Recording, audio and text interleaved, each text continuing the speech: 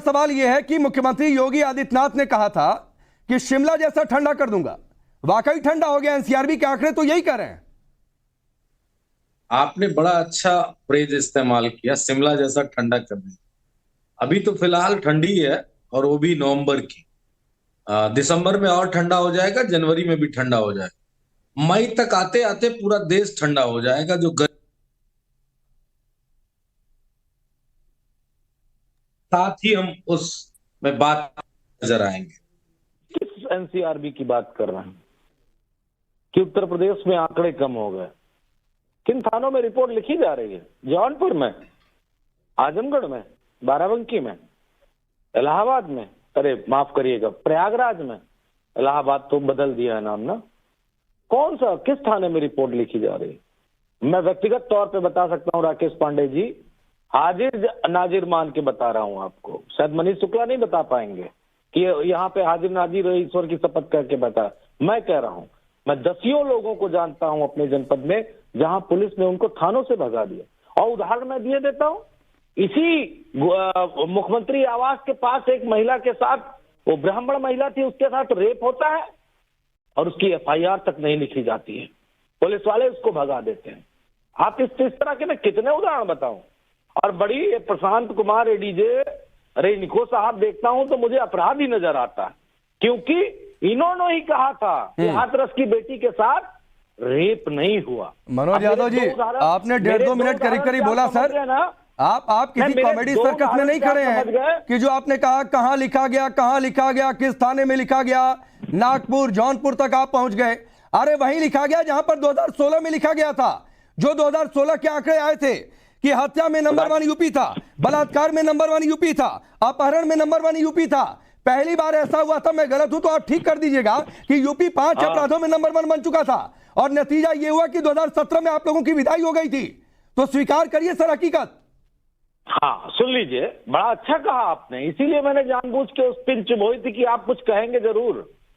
Prashant Kumar ADG law and order है उत्तर प्रदेश के, उनका बयान है कि हाथरस की बेटी के साथ रेप नहीं हुआ।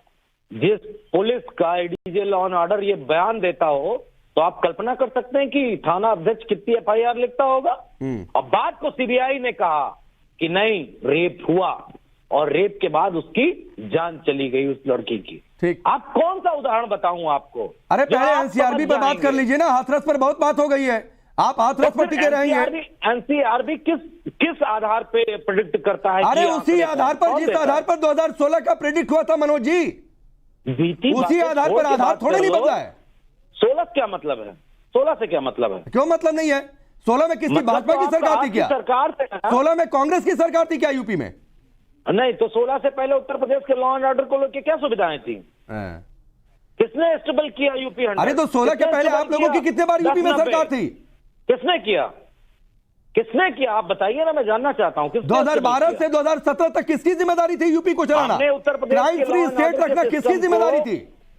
मनीष शुक्ला जी की, संगीत रागी की? आदरणीय पांडे जी, जितनी नाराजगी से आप मुझसे पूछ रहे हो, इतनी नाराजगी से अगर प्रशांत कुमार से पूछ लेते ना तो उसकी नहीं, मेरी नाराजगी की चिंता मत करिए सर, मेरा सिर्फ ये कंसर्न है कि सच्चाई स्वीकार करिए। और आपको बड़ी खुशी हो रही होगी, मुझे पिंच करके जनता ने आपको पिंच कर दिया था 2017 में, और वो पिंच अभी तक सही नहीं हो पाया। और मैं चाहता हूं कि आप लोग यूपी में ताकतवर पोजीशन पर रहें। कि आप अपनी कहते रहेंगे।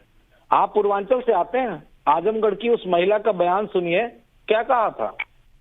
उत्तर प्रदेश के एक अधिकारी ने कहा, सीओ लेवल के अधिकारी ने, कि दलित की महिलाएं तो मजा करने के लिए होती हैं। तो चलाओ ना बयान। नहीं, तो आपकी पार्टी के अध्यक्ष ने कहा था लड़के हैं गलतियां हो जाती हैं, लड़के हैं गलतियां हो जाती हैं।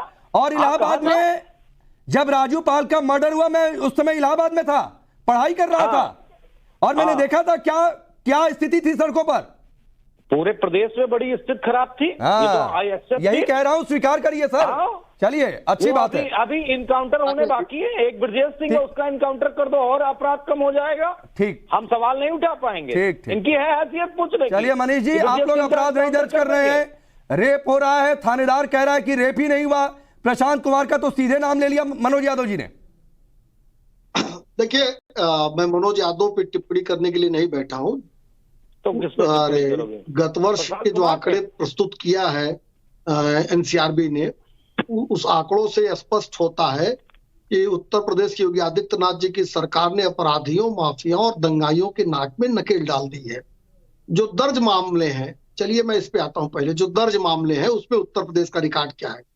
महिलाओं के प्रति जो अपराध है उसमें दोषसिद्धि का राष्ट्रीय दर 25% है और उत्तर प्रदेश में वो दर 70% है। यानी 70% मामलों में न्यायालय की परिधि में लाकर अपराधियों को दंडित करने का काम उत्तर प्रदेश में किया जा रहा है। तो कम से कम दर्ज मामलों में ये जान लें। और जिसको एडीजी और एडीजे में फर्क नहीं पता है उसको हम क्या बताएं। और इस तरह से सुन लो, हैसियत नहीं है, ये तो समाजवादी पार्टी की बोलचाल है, मैं उस पर नहीं जाना चाहता हूं। आज पूरे देश में हत्या अपराध की दर 258% है, वहीं उत्तर प्रदेश में 171% है। स्पष्ट है, मैं 2016 से तो तुलना ही नहीं कर सकता, वो तो जंगल राज था, सत्ता ही अपराधियों के द्वारा संचालित थी।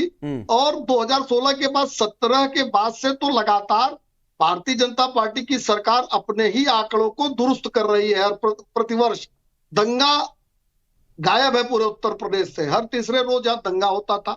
एक भी त्योहार, दुर्गा पूजा, जन्माष्टमी, कोई भी त्योहार दंगे के नहीं बीतता था अखिलेश यादव जी की सरकार में। और आज अब मनीष जी एक सवाल है जो शायद मनोज यादव जी को पूछना चाहिए था, नहीं पूछ पाए, मैं पूछ दे रहा हूं आपसे। एक भी दंगे नहीं होते। हाँ, मैं पूछ दे रहा हूं आपसे और शायद ये सवाल मनोज यादव जी को अच्छा लग जाए और इसीलिए मैं कहता हूं थोड़ा सा तैयारी के साथ आइए।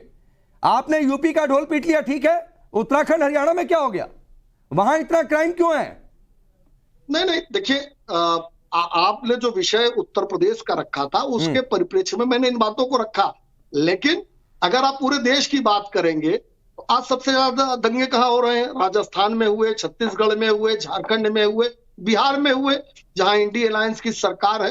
ठीक है, हरियाणा में या उत्तराखंड में अपराध हुए हैं, लेकिन वहां भी तो तुलनात्मक रूप से अगर बात करेंगे, देखिए पूरे देश में अपराध शून्य नहीं है। तो बातें तो तुलनात्मक और जनसंख्या के अनुपात में ही होती हैं। तो सबसे ज्यादा दंगे आज कहाँ हो रहे हैं? बिहार में सबसे ज्यादा दंगे कहाँ हो रहे हैं? राजस्थान, छत्तीसगढ़ में। और कहाँ कम हुए हैं? उत्तर प्रदेश में कम हुए हैं। उस आसाम में 80% दंगे कम हो गए जहां उत्तर प्रदेश की ही गत से दंगे होते थे। ये अखिलेश यादव जी की सरकार की तरह दंगे होते थे, वहां भी हमारी सरकार बनी तो दंगों को हमने कम किया। ठीक है मनोज जी, मैं